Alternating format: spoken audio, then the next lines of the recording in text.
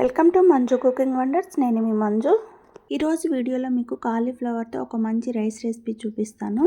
ఈ విధంగా చేసి పిల్లల లంచ్ బాక్స్కి పెట్టించారంటే పిల్లల బాక్స్ మొత్తం ఖాళీ చేసుకొని వస్తారు. చాలా బాగుంటుంది, మీరు తప్పకుండా ట్రై చేయండి. ముందుగా కాలీఫ్లవర్ని వీలైనంత చిన్న ముక్కలుగా కట్ చేసుకొని పెట్టుకోవాలి. ఫ్రెష్గా ఉండే కాలీఫ్లవర్ తీసుకోండి. తర్వాత స్టవ్ మీద ఒక బౌల్ పెట్టుకొని అందులో కొన్ని వాటర్ వేసుకొని ఉప్పు పసుపు వేసుకొని అవి బాయిల్ అయిన తర్వాత మనం కట్ చేసి పెట్టుకున్న కాలీఫ్లవర్ ముక్కలను వేసేసి 2 మినిట్స్ పాటు అలాగే ఉడికించుకున్న తర్వాత స్టవ్ ఆఫ్ చేసి దీన్ని ఒక బౌల్లోకి తీసుకొని పక్కన పెట్టేసుకోండి.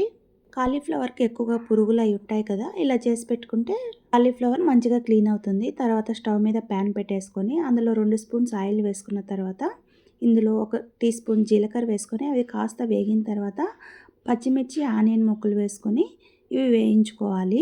మరీ ఎక్కువగా వేయించిన అవసరం లేదు. కాస్త మెత్తబడిన తర్వాత ఇందులో 1 స్పూన్ అల్లం వెల్లుల్లి పేస్ట్ వేసి పచ్చివాసన పోయేంత వరకు వేయించుకోండి. ఇప్పుడు ఇందులో సన్నగా కట్ చేసి పెట్టుకున్న క్యారెట్ ముక్కలు, పచ్చి బఠానీ వేస్తున్నాను. మీ దగ్గర బీన్స్ ఉంటే బీన్స్ కూడా వేసుకోండి, బాగుంటుంది. ఇవి ఒక 2 to 3 మినిట్స్ పాటు ఈ ఆయిల్లో వేయించుకున్న తర్వాత మనం ముందుగా ఉడికించుకున్న కాలీఫ్లవర్ ముక్కలను కూడా వేసుకొని మూత పెట్టేసి మధ్య మధ్యలో కలుపుకుంటూ ఇవి బాగా మగ్గేంత వరకు మగ్గించుకోవాలి.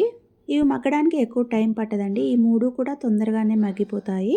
ఇవి బాగా మగ్గిన తర్వాత ఇందులో మనం ఉడికించుకున్న రైస్ని వేసేసి కొద్దిగా మిరియాల పొడి, 1 టీ స్పూన్ ధనియా powder, teaspoon garam masala వేసుకొని రుచికి సరిపడినంత సాల్ట్ వేసుకొని దీన్ని అంతటిని బాగా కలిపేసుకోవాలి.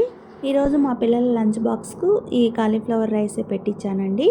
పొద్దున్నే ఎక్కువ హడావిడి లేకుండా ఇలాంటి రైస్ పెట్టించారంటే హెల్తీగా ఉంటుంది, ఈజీగా అయిపోతుంది. ఇలాంటి సింపుల్ అండ్ టేస్టీ రెసిపీస్ కోసం please like, share and subscribe.